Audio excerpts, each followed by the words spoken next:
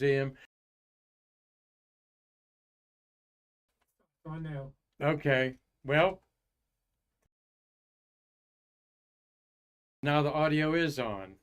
And I've been looking around for Martians here on the surface of Mars and looking at the stars that are the same on Mars as they are on Earth. That might surprise you, but after all, we're not that far removed from each other. We orbit the same star. Therefore, the stars around us look exactly the same as they do from the planet Mars. And we're going to give you a photo that's never been seen on Mars before from one of the orbiters of the rover Curiosity here at the end of our show. But welcome everybody to the American Space Museum Backyard Stargazing with me, Mark Marquette. So glad that you're enjoying our show. I got my ARS cap on here from Cliff Watson in Australia. That is for the Australia Research and Science Exploration, their version of NASA. And of course, a beautiful Jean Wright made vest on here. Jean is the sister and a good friend of our museum. And best way to always observe is with binoculars, okay? Everyone's got a pair of binoculars for birding, sporting, boating, whatever. So take those out with you, get in your lawn chair, and sit back and enjoy some starshine, all right? And we're going to talk a little bit about that here in a few minutes. I'll tell you somebody who does enjoy the starshine out there is little Mia.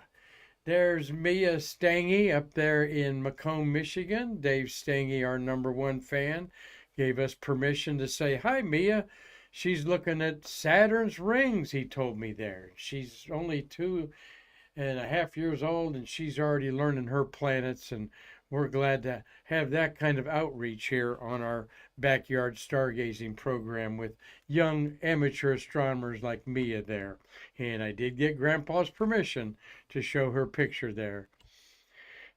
Also wanted to remind y'all that the charity auction number 37 of the American Space Museum is next Saturday, May 3rd, noon to 5 p.m. Oh my gosh, 400 and some lots of space history. They've actually got a star diagonal wheel that I don't, of course, have one handy here since I've redone my studio here.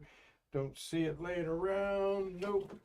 But we've got a star wheel signed by one of the Skylab astronauts, and trying to think of which one it was. So we'll have to look it up on the lots up there.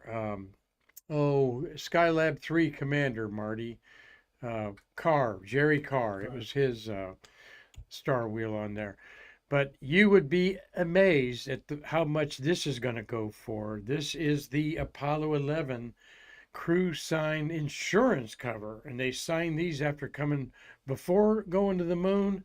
In quarantine, they signed these, Neil, Buzz, and Michael Collins, as an insurance. If they died, they knew their families could sell these and get by for a little while.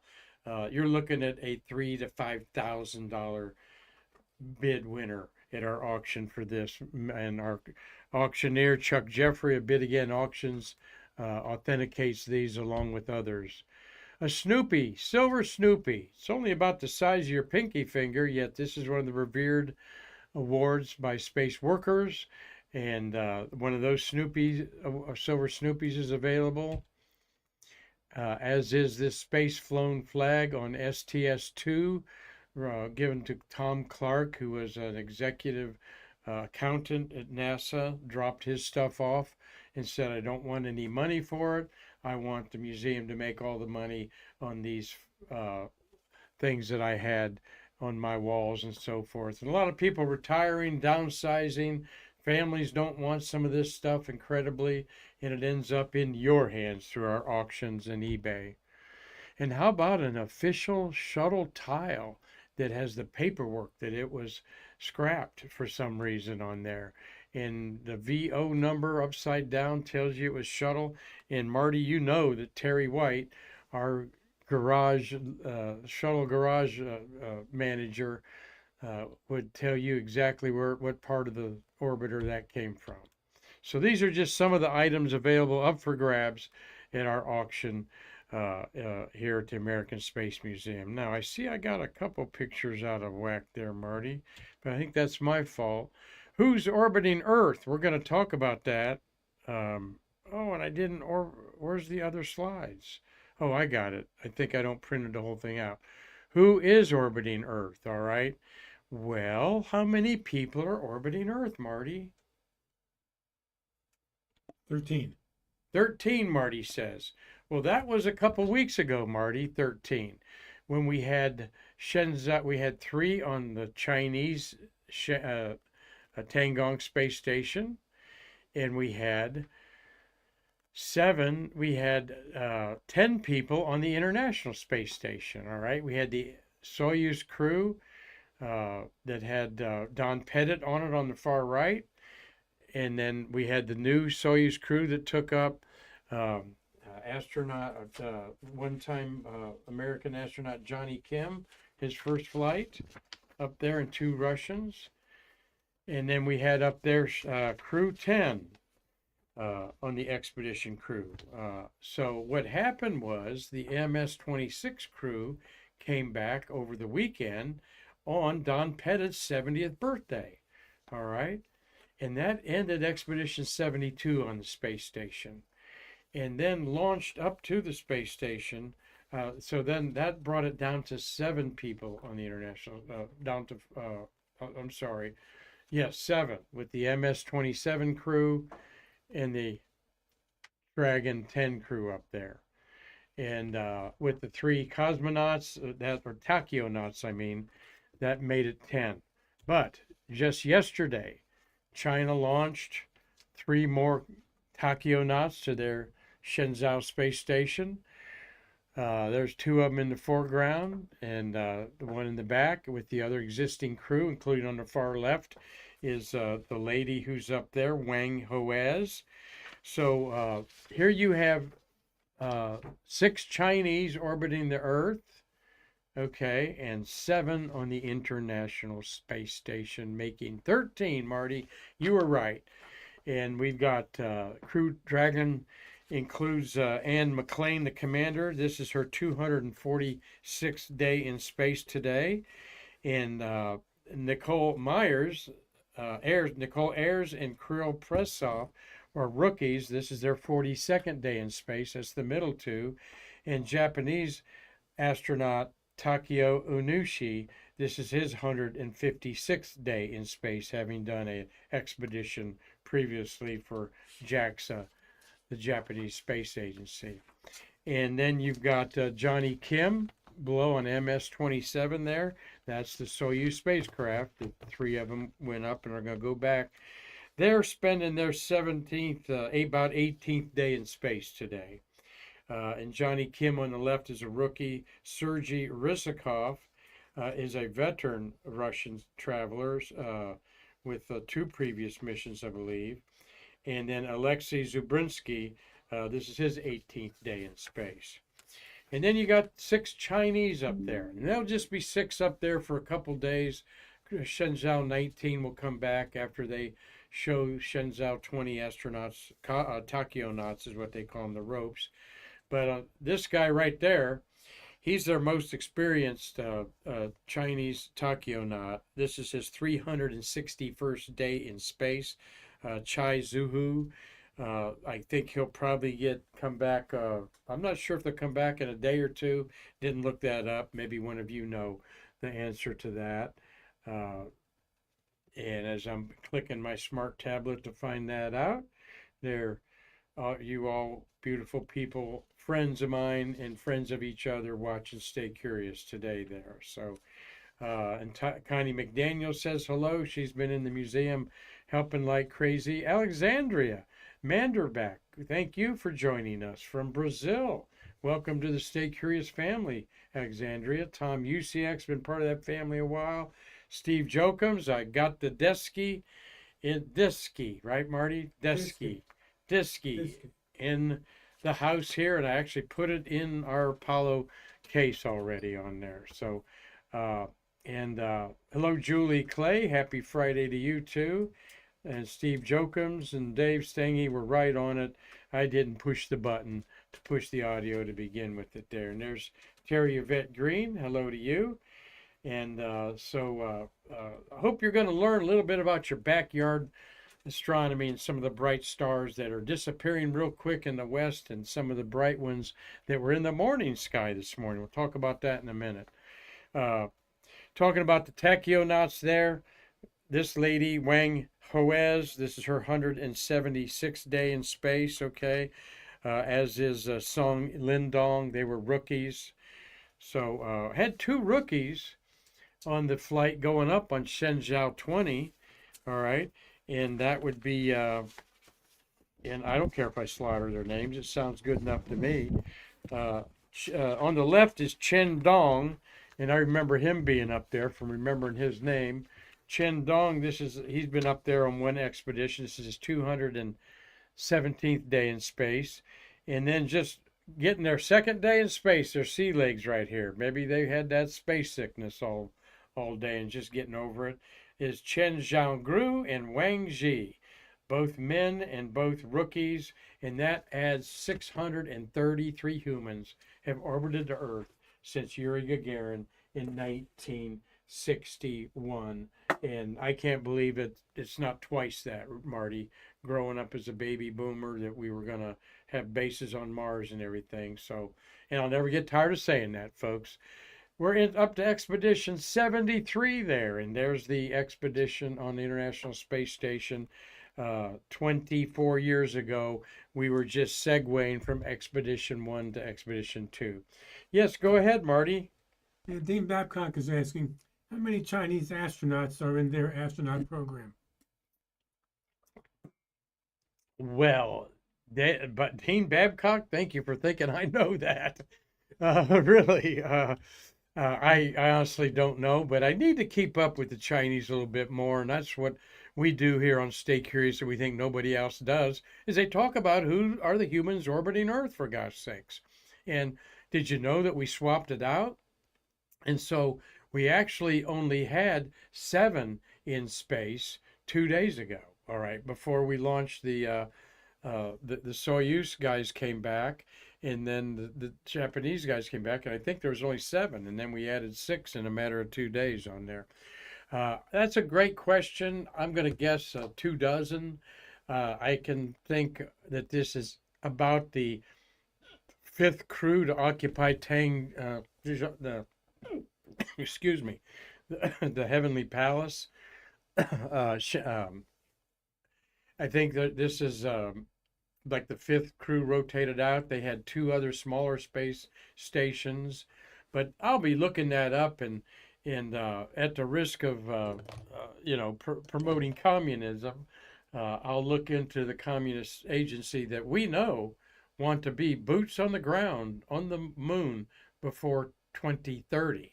All right, and we could be looking at the woman right there that's the first woman on the moon and not be an American. All right, so thanks for that question there, Dean, and we'll research that up for you. And once again, whatever they are in outer space, we're all Earthlings, okay? And so you got to give it to the Chinese. There's their crew. The 3 in the back, including the lady on the left, are excited because they're heading home here pretty soon. And Marty, what do you notice about the Tiangong Heavenly Palace interior there? Kind of uncluttered, unlike the ISS. Yes, and you know what, folks? That's on purpose. They have incorporated a lot of Bluetooth in all of their electronic systems and have eliminated a lot of wires. And this station's been up there 3 years, so it doesn't have the usual clutter that you saw in the Russian Mir and Soyuz before that, as well as so it is a lot less cluttered in there. But since it's smaller, okay, as I show here in the replication here, we have about 6 buses up there together, and theirs is not even 3 buses of. I'm talking about Greyhound buses or whatever buses you've traveled in. Kennedy Space Center buses escorting you around. Our International Space Station has the volume of about 7 of those, and they've only got about less than 3 up on Tangong. So, well, hope that you enjoy catching up with who's orbiting Earth. All right. I think it's important that as Earthlings, we think about those that are risking their lives in science and in exploration, Chinese, Russian, or American. And all the other countries that we help go to space all find that they get along great once they're orbiting the Earth. So, well, today's Stargazer that we're going to do pertains to that smiley moon face this morning, okay? Again, as an amateur astronomer for more than 50 years, I smile when I started seeing social media that here's how to see the smiley face on the moon. And I'm like, smiley face on the moon? What are they talking about? In the morning, there's going to be a smiley face shining down on you as the crescent moon and the planets Saturn and Jupiter and Venus are going to create a kind of a smiley face in the moon. And so you see that smiley face with the 2 eyes, and it became popular in the 60s. That's what they're talking about. And I'm going, geesh, well, let's first find out where the moon is. And I said the moon is 27 days old, and that means it is a thin crescent. On the far left there is 25-day-old moon. So it's almost at 29 and a half days before phases, it's almost invisible. And yet, Marty, did you get up and see it this morning? Yes, I did. I've been watching it all month long, watching it. Yes. So you saw did you see the smiley face out of it? Yeah, it was just that little tiny crescent. Right, but they're supposed to be dotted with eyes by the planets Venus and Oh, that I didn't Saturn. notice that. And so it looked, while you were under the illusion, and this is a weather station, good illustration of it, you thought, oh my gosh, you're going to see the smiley face there, like on the right. No, it wasn't even really as good as you see here on the left, because Saturn's a lot fainter than they show here compared to Venus, brightness there. But nonetheless, there was a conjunction, astronomers call it, where the moon was in a conjunction with Venus and Saturn that gave this sort of illusion of a smiley face in the sky. And this is actually, again, what it would have looked like if you could have got a good photo of it. All right, now does that remind you of a smiley face? I mean, come on, what a stretch. But this is off the Stellarium, the planetarium program that you can have. Yes, Marty. How can that be a stretch in your mind when you see all these different constellation figures out there? That's a stretch. That is thank the you. The smiley smiley face. face is a stretch No, because no, it's not as big a stretch as all the constellations. no, that you you're see. right. You're right. But the constellations are. I've shown you a few of them, and Marty doesn't see the dots like some people do, and that's okay. All right. He still understands, the physics of all of this. But if that's what you think the smiley face was going to look like here on the right, no, it actually looked more like this. And this is why we don't discredit or criticize these sort of social media hype, all right, because it gets people looking outside. But I would call this a celestial triangle more than I would a smiley face. Here you're going to see a celestial triangle with Venus at the top and the crescent moon on the left and Saturn on the right. And you get that, don't you, Marty, seeing a celestial triangle there? Yeah. But to say that triangle is the triangle in the symphony, a huge stretch. And I did see Venus, but I didn't see Saturn. Okay. Yeah, right. And Saturn was too faint in the twilight. That was the other thing that came into play. This is right before sunrise, all right? Well, let's talk about what's up in the sky right now as we're looking at my sister's home in San Angelo and my brother-in-law Jerry. You see the 3 stars of the Big Dipper and of the handle, and then the stars at the top are the bowl, and they're pointing to the left to Polaris. So the Big Dipper looks about like this if you go out in the sky and look. But Of course, it is just part of a big constellation called Ursa Major, the Big Bear. You're not going to see these other uh, stars very well in your light polluted backyard, but you're going to see all the stars of the Big Dipper. All right. And many things we talk about in the skies, we talk about how many degrees apart they are from each other. And this is a way that we say to direct things. For example, in this picture of the planets there, the moon and Venus are separated by probably 20 degrees. Okay. And it looks like Venus and, I mean, Venus at the top, I said Jupiter, Venus and Saturn are separated by maybe about 15 degrees. Well, where do we get that from? Well, we get that from degrees in the sky, 360 degrees a circle, directly overhead to horizons 90 degrees, okay? And your hand can be the guide to that. Your finger outstretched is about 1 degree across. Scout's honor, 3 fingers up, is about 5 degrees across. That can fit inside the pointer stars of the Big Dipper, is about 5 degrees. And it's handy to say, you know, something, when you say something's 5 degrees away from something, ooh, that's pretty close. Or 1 degree is really close. Your fist is 10 degrees and your outstretched fingers are around 15 degrees with your hand stretched out. I'll never forget being a young boy going out in the spring time, 9 years old maybe, learning the constellations from a book called Stars by Herbert Zim, right out of your 1960s library shelf. And the Big Dipper that you see looks like this right now, all right, at darkness. And the pointer stars at the top point to Polaris, the North Star. If you see Polaris at the top, Dubhe and Merrick are the names of the pointer stars. All the stars of the Big Dipper are named. The three handle stars are Alkaid, Mizar, and what was the other one? Al-Nalab, I think. And the middle star of the handle is actually 2 stars. And you can see the second star sometimes naked eye, if you can see real good. But you follow the curve of the handle and it will arc to a really bright star rising in the east, Arcturus.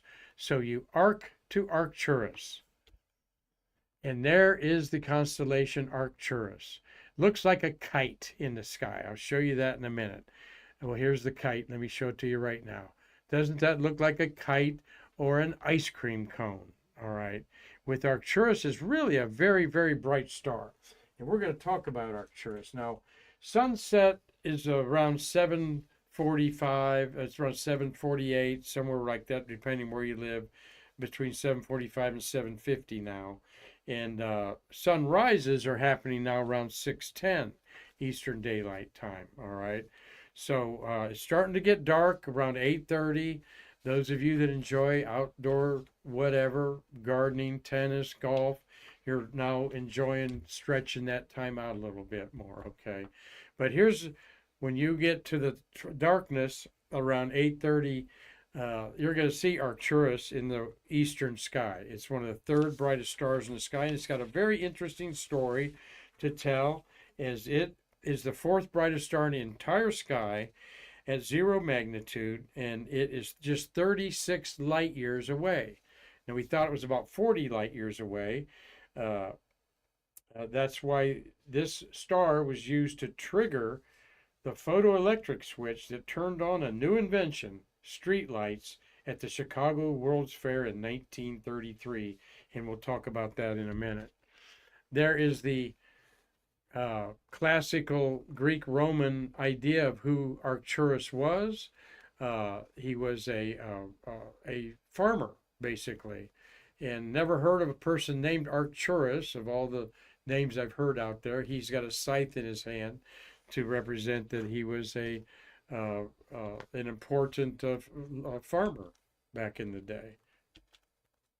So there again, the Big Dipper, showing you, it sets in December and January, and you can barely see it against the horizon of the north, but technically it never sets. Arc to Arcturus, then you speed on to Spica. And Spica is a beautiful white star compared to Arcturus being an orange red. All right. By the way, Bootes, also known as the bear herder. All right. He is herding the Big Dipper bear around the sky. That, as well as a farmer, he is a bear herder. Spica is a gigantic star, as is Arcturus. And stars are like people, different sizes and shapes, actually. All this shape is mostly round. Some can be a little oblated spheroid.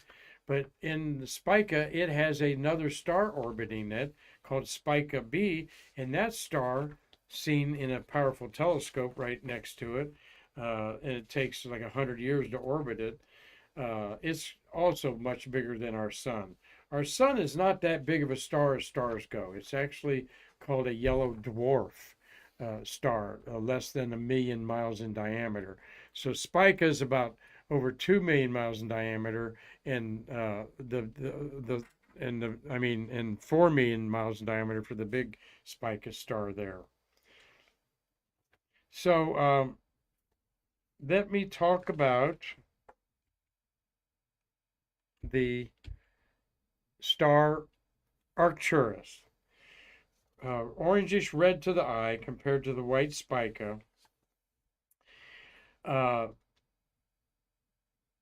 This was talked about at the Chicago World's Fair big time, okay? And the Chicago World's Fair in 1933 was after World War II and kind of the World War I, the reconstruction of that. One description of the fair noted that the world, quote, then still mired in the malaise of the Great Depression, could glimpse a happier, not too distant future, all driven by innovation in science and technology. Boy, that sounds like a 2033 World's Fair, or 2013, let's say, where we're talking about the innovation of artificial intelligence and all these computerized things coming on. And this was a big boost after the Great Depression. Fair visitors saw the latest wonders in rail travel. Let me go to this. Saw the latest in rail travel, automobiles, architecture, even cigarette smoking robots. What in the world would you need with a cigarette smoking robot?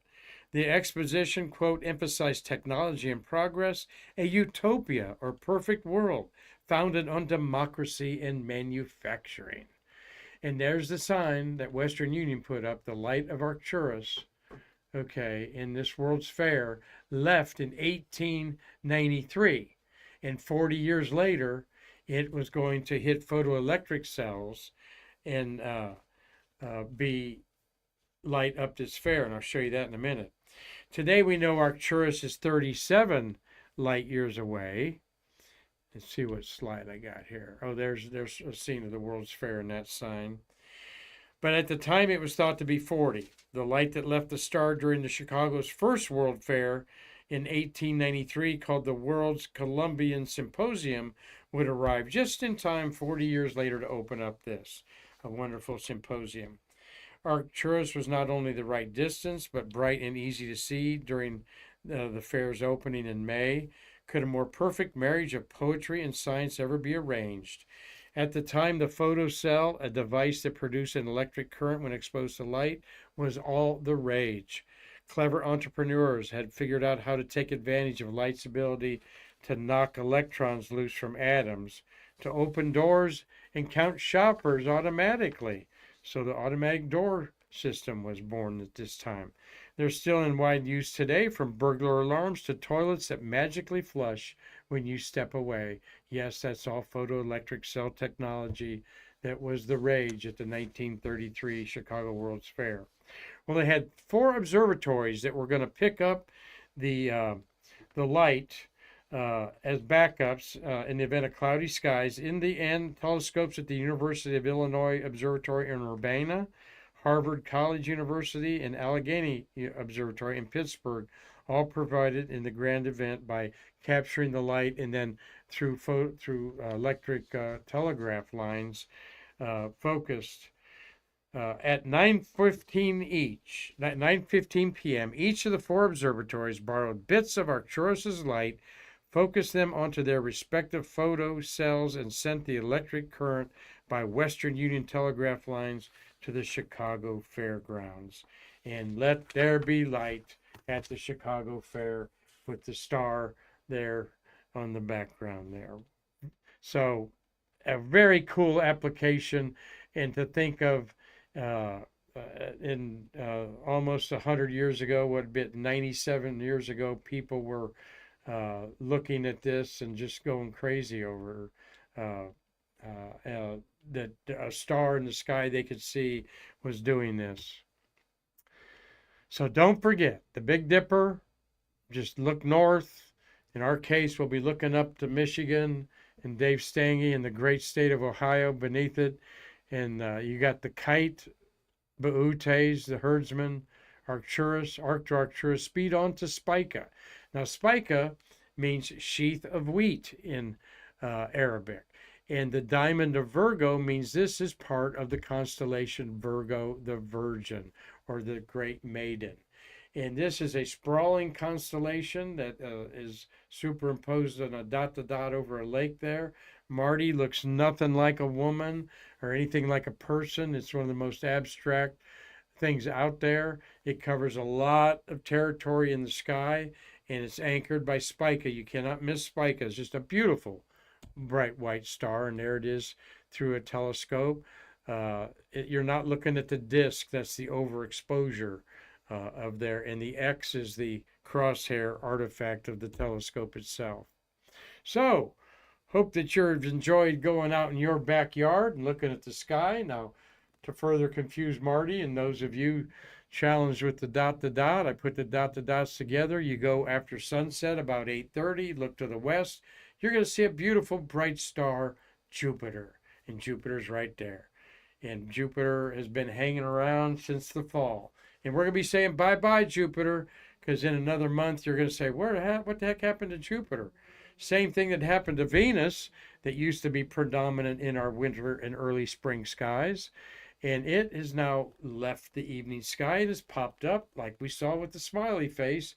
It is up pretty high up in the eastern horizon before sunrise. So the planets yin and yang back and forth between the evening and morning sky. Now, as you go up from Jupiter, okay, and you go straight up are three stars in a row. And Mars is the very top star, red. You see Gemini written there, and above it are two dots. Those are the bright stars of Gemini, the twins, that are a dot to dot holding hands there. And those are Castor and Pollux. And Castor, Pollux, and Mars made three stars in a row that people may have mistaken for the belt of Orion, which is further down here over there, is the belt of Orion. And the belt of Orion will be disappearing with the constellation Orion quickly after sunset, as it too goes below the horizon. And the Earth is orbiting around the sun. That's why these constellations slowly moving westward. And of course, our Earth turning makes them go day by day each way. So, and then, of course, the brightest star in the sky, if you look directly south, that is Sirius off there to the left in Canis Major, the big dog. So get you a star chart, download a star chart at skymaps.com, and this will make a lot more sense to you. Yes, Marty? Okay, do you want some statistics on the Chinese astronauts or tachionauts? I would love to. Who dug it up for us? I looked it up. Oh my gosh, our research department, crack team here. All right. How many I wouldn't say crack. tachionauts I are wouldn't there? say crack team. I said 24. Okay, I still wouldn't say cracked research because I got three different answers. Okay. But in one of them it says don't know the year, originally two tachionauts. In 98 they selected 12, 2010 7, 2020 18, 2024 10. That's 49, but I don't know how many are still active. Another search revealed in 1971, 19 tachionauts were selected. What I think is accurate, though, is as of October 2024, 26 Chinese nationals have traveled to space. So Uh-huh. I don't know the active number or the current active numbers. That Yeah. sounds like a communist country, all right. But good, Marty. Thank you. So to say a couple dozen is probably right, huh? Somewhere in there, they've got to have some of them training for this moon mission that they say they're going to do in 2030. That just being 5 years away there. Um, and uh, yeah, Terry Yvette Green's commenting there about the seven sisters of Pleiades that are also setting in the sky right now, and she's all about the technology that there certainly is a lot of hidden technology from us. Some of it maybe we never know where it came from, but that's where you got things like the stealth bomber that were denied for decades and so forth. So thank you for chiming in on that and thinking about the technology. We're going to segue to Mars up in the sky up there as you look at Mars. And Mars isn't as bright as it was in January. It was bright, almost as bright as Jupiter in January. And now when it was only about 50 million miles away, and now Mars at the top beneath the American up there is about 150 million miles away. So it's got very dim. But when you look at it, maybe with binoculars, maybe with a telescope. Let your imagination run wild, and so wild that you are imagining the reality of two rovers roving the surface of Mars. But this is just one of them. This is uh, Curiosity that's been on Mars for 12 years, okay? Uh, by the way, while I'm still thinking backyard astronomy, we are undergoing the Lyrid meteor showers in full swing. So if you get up at 4 in the morning, you're likely to see some meteors, maybe after midnight for sure, and stay up.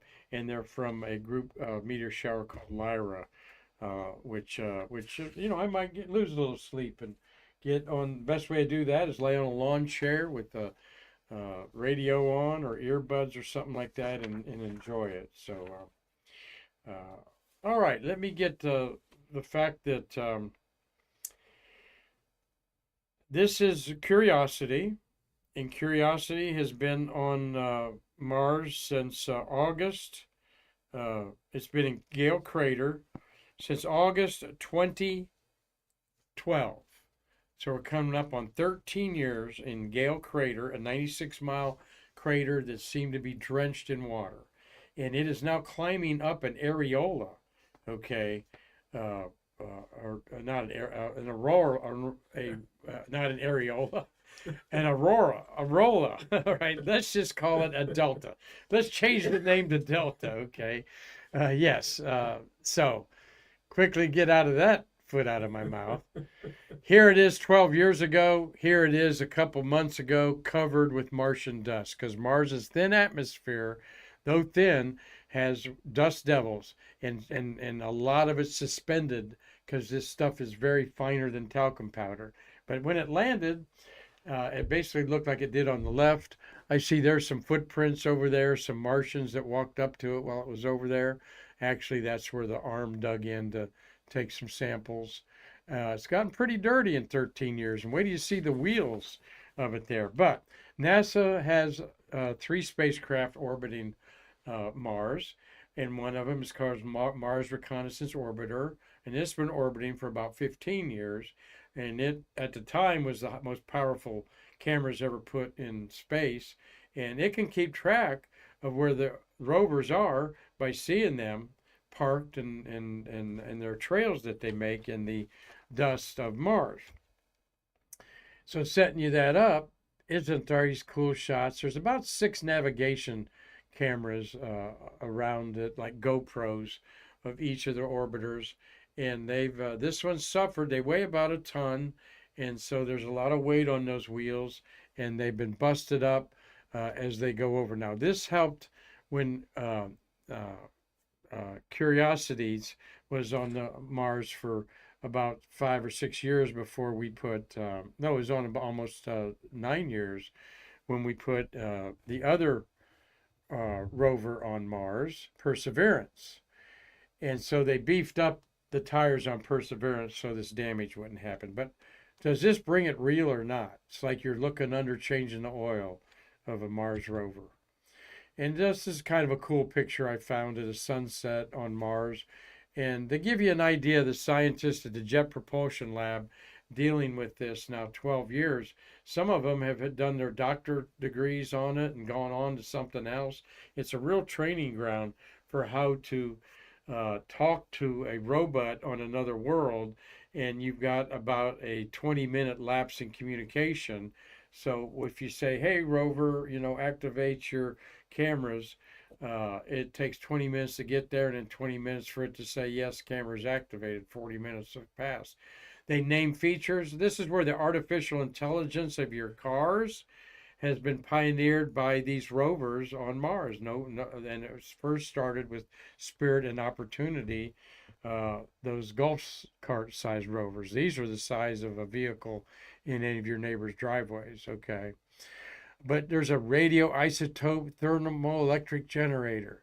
There's a low gain antenna and a high gain antenna behind me. A radiation assessment detector, so important to how we're going to shield human beings from that harmful radiation. Calibrating targets is right there. This is like a sundial that had a pad on the bottom that was colored, and a lot of information can be gained from that static experiment there. There's your rover tracks on the left, and then they talk about all of the features, and on the far distance is the rim of Gale Crater that this is inside. Now it's climbing up the peak of this crater. Just so incredible. As it's climbing up the peak of this crater, it's going through the delta where we know a river flowed and the delta went in there. And what does that look like? That looks like a river delta. Or it really looks more like glaciers, Marty, an ice glacier, but that is sand. And what this picture is, folks, is you see the dark tracks and you see the object stopped right there, the black stopper, which you're looking at, released just yesterday. The Mars Reconnaissance Orbiter just snapped an off-Earth action shot of the likes we've never seen before, and you're looking at it right now, my friends. On February 28th, MRO's high-rise definition camera captured NASA's Curiosity rover making tracks across Mars's huge Gale crater. The Mars orbiter spotted Curiosity before, had spotted it before, but the car-sized rover had always been stationary in those cases, as in this picture. There's a classic picture of them seeing it stopped somewhere. That's a highly wind area probably, so you don't see. But just a couple weeks ago, a month ago, the newly released photo is believed to be the first orbital image of the rover mid-drive across the red planet, NASA officials said in a statement dated April 24th, 2025. The rover tracks seen here in the image cover about 1,000 feet. Okay, think 3 football fields or soccer pitches across there. And will likely last for months before the Martian wind erases them, agency officials said. Now, this 1,000 feet represents 11 drives of Curiosity starting on February 2nd as Curiosity trucked along at the top speed of 1/10 of a mile an hour. So it goes 1/10 of a mile an hour, just barely seeing the wheels turn. Why? Because we don't want it, we can't go any faster with the artificial intelligence. They've gone a little faster than that occasionally, but they go about 100 feet a day. And once in a while, they've gone as much as 300 feet a day. But that taxes the motors and the whole system designed to go 1/10 of a mile an hour. So it takes it 10 hours to go 1 mile. From a valley channel on the journey to its next science stop, a region of potential boxwork formations possibly made by groundwater billions of years ago. Curiosity landed on the 96-mile wide Gale crater in August 2012 on a mission to assess the area's past potential to host life as we know it. And it has found the potential is there without a doubt. You see the striated layers of these Martian mountains in Gale Crater. Say one thing, water went up to the very top up here, and this rover is crawling on the bottom of what was a giant lake created by a crater. When was all this water there?